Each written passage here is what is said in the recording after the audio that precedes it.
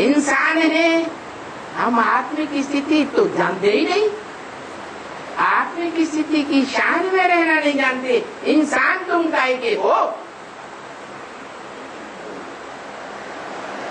इंसान तो उन्हें कहेंगे जो आत्मा को जाने, आत्मा के रूप को पहचाने, आत्मा के कार्य को जाने, आत्मा की आत्मिक स्थिति की लेंथ को जाने संसार में, कि हमारी आत्मा इस शक्ति रूपी रंगमंच पर कितने लंबे समय तक पार्ट बजाने वाली है। ये सारी बातें जाने तो आत्मा का मनन चिंतन मंथन भी चले। मनन चिंतन नहीं चलता तो मनुष्य है या जानवर है? जानवर है। जानवरों की सदगति पहले होगी या मनन चिंतन मंथन करने वाले मनुष्यों की सदगति पहले होगी? किसकी सदगति पहले होगी? मनुष्यों की सदगति पहले। इस सच्चे रूपी रंगमंच पर ये तो समझ में आता है कि हम सब पार्टधारी हैं, लेकिन ये समझ करके भी कि हम पार्टधारी तो हैं, लेकिन हमारी आत्मा का इस रंगमंच पर मुख्य पार्ट क्या है?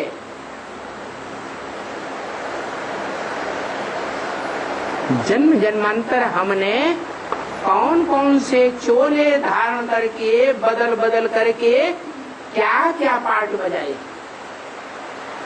किस देश विशेष में पार्ट बजाए, किन किन आत्माओं के साथ हमने क्या क्या पार्ट बजाए।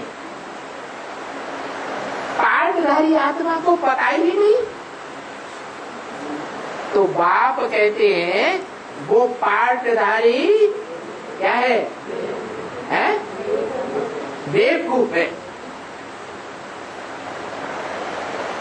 तो ब्राह्मणों को अहंकार छोड़ देना चाहिए। जो ब्राह्मण देह के धंधे में फंसे हुए हैं, देह की कामेंद्रिय का सुख लेने के लिए धंधे में फंसे हुए हैं, कामोपभोग परमा गीता में भी आया।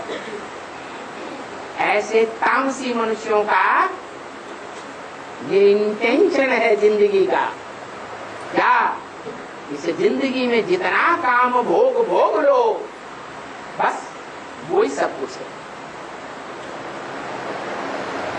और ऐसे लोगों का फाउंडेशन डालना कौन से युग में होता है? तो देखना है आंखें खोल करके।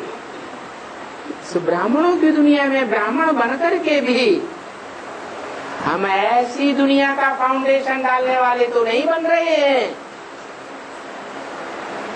जिनका लक्ष्य जीवन का काम भोग है, कामेंद्रिय का सुख भोगने के लिए सारा धंधा गोरी करते हैं जिंदगी।